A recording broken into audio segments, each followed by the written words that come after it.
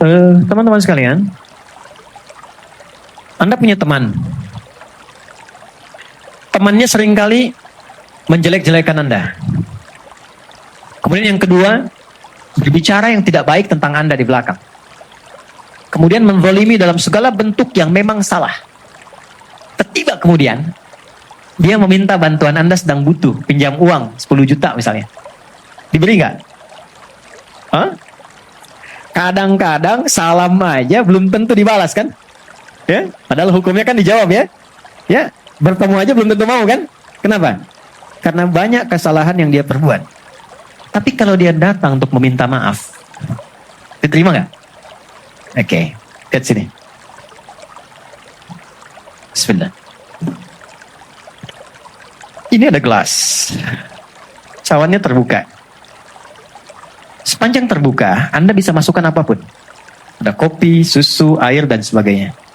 Tapi kalau kita tutup begini, dan penutupnya begitu pekat, bukan tisu, yang masih bisa ditembus. Kita mau masukkan apapun sulit. Bukankah saat sholat tadi, kita ingin terkoneksi dengan Allah, supaya minta apapun? Ya kan? Kita minta disehatkan, minta diberikan kesuksesan, rezeki yang melimpah, masalah dihilangkan, ya kan? Kenapa ada sebagian orang yang sholat ketika meminta nggak terkabul? Padahal orang dulu baru nyebut sudah diberikan. Tuh. Orang dulu minta dikasih. Bahkan selesai sholat dapat. Kenapa? Dalam kondisi kita meminta, kita nggak mendapatkan apa yang dimohonkan itu. Boleh jadi, apa yang disampaikan Nabi itu hadir dalam kehidupan sementara orang. Saya nggak menyebut kita. Saya menjauhkan kata itu dari kita semua. Ada orang yang datang kepada Allah itu dengan maksiat yang dibawa, tapi belum ditobati. Jelas? Maka apa kata Nabi? Thumma dzakara rajulan. Nabi mengisahkan seorang lelaki. Yutilus safara asy'atha aghbara. Dia menempuh perjalanan panjang sampai berdebu, capek, jauh jalannya. Yamuddu yadaihi ilas sama. Dia ingin berdoa. Kalau ini digambarkannya datang ke Mekah lah, mau doa. Ya kan? Begitu sampai tiba ke tujuannya, apa yang terjadi? Kata Nabi, komen pertamanya. Ingat, kalau Nabi sudah komen, maka kita apa yang harus dilakukan?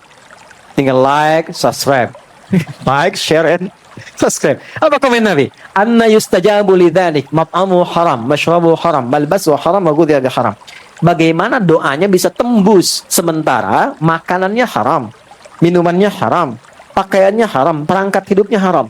Ternyata bukan Allah nggak mau kabulkan. Begitu mau dikasih, mental. Karena ada sekat. Itulah sebabnya, kenapa sebelum kita minta banyak dalam sholat, minta sehat, minta rizki, minta rahmat, minta segala hal, kenapa dimulai saat takbir dengan memohon doa taubat terlebih dahulu? Di pembuka awal. Pembuka awal yang mengawali sesuatu dari mulai asalnya, itu dalam bahasa Arab disebut dengan iftitah. Kalau pendek, kalau agak panjang disebut dengan istiftah.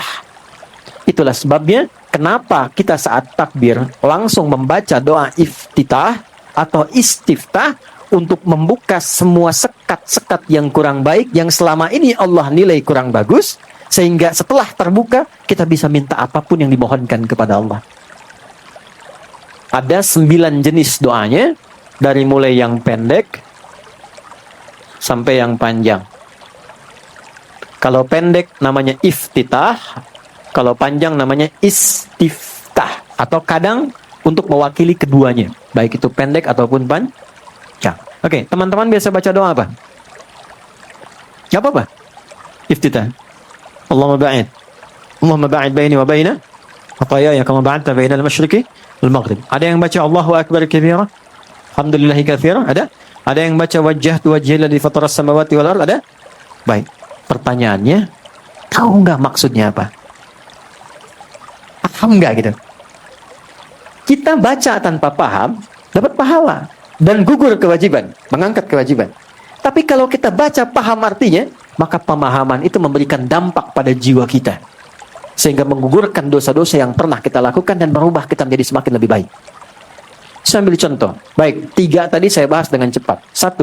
Allahumma ba'id baini wa baina khataayaya kama ba'adta baina al-masyriqi wal maghrib. Allahumma naqqini minal khataaya kama yunaqqa thawbul abyadu minad danas. Allahumma ighsilhu bil ma'i wal thalji wal barad.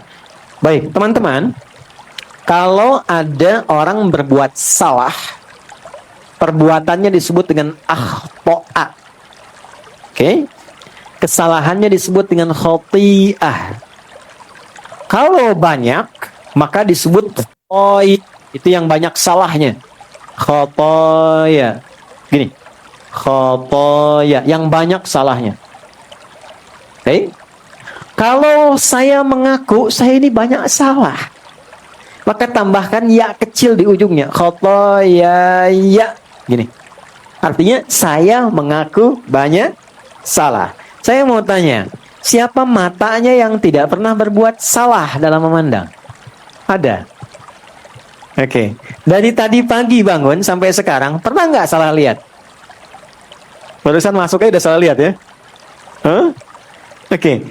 Pernah nggak telinga itu berbuat salah dengar? Baik. Sampai ke ujung kaki, selalu pernah salah kan? Baik ya? Artinya, kesalahan yang dilakukan itu tidak satu dua, mungkin banyak. Ini yang datang ke sini pun, saya ingin tanyakan. Dengan orang tuanya, baik tidak? Ada masalah nggak? Dengan pasangannya, dengan anaknya, dengan kerabatnya. Puncaknya dengan Allah. Tidak ada satupun manusia yang bebas dari salah. Semua pasti pernah berbuat salah. Tapi indahnya Allah, dipanggillah setiap hari 5 kali untuk memperbaiki kesalahannya. Jadi tidak mungkin orang jadi baik kalau tidak ada salah. Kesalahan itu dihadirkan untuk belajar supaya jadi lebih baik. Sama, saya kadang suka heran. Orang berdoa minta sabar, tapi saat dikasih jalannya tidak menerima. Saya tanya ya, kalau Anda minta sabar sama Allah, dikasih oleh Allah sabar atau dikasih ujian? Pasti diberi ujian supaya merasakan kesabaran itu. Sebab kalau dikasih sabar langsung nggak mungkin. Ya kan? Coba lihat, Bapak Ula berdoa, ya Allah berikan aku kesabaran. Terus nggak ada hujan, nggak ada angin, Mas Baim pulang ke rumah. Nggak ada apapun. Sabar ya sayang. Kira-kira bagaimana responnya? Kamu sehat?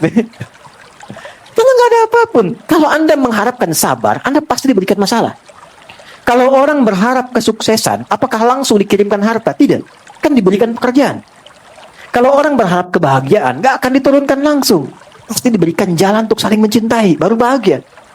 Sama persis kalau orang ingin jadi baik, maka Allah turunkan ujian yang menguji dia supaya belajar dari kesalahan, supaya jadi baik.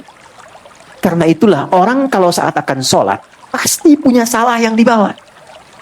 Maka bayangkan sebelum sholat, mata itu salah memandang. Mungkin. Boleh jadi sebelum sholat kepada anak salah melihat. Ini share ya. Apa yang saya biasakan. Mungkin kalau bermanfaat silahkan ambil. Kalau tidak Anda boleh tinggalkan. Saya itu pribadi yang menata diri untuk tidak pernah bisa marah pada anak-anak. Gak bisa marah. Sederhana. Anak kalau belum balik, Allah menilainya itu tetap dengan kekanak-kanakannya. Gak ada hisab. Jadi kalau dia salah, itu gak dihisab oleh Allah karena masih anak-anak. Jelas?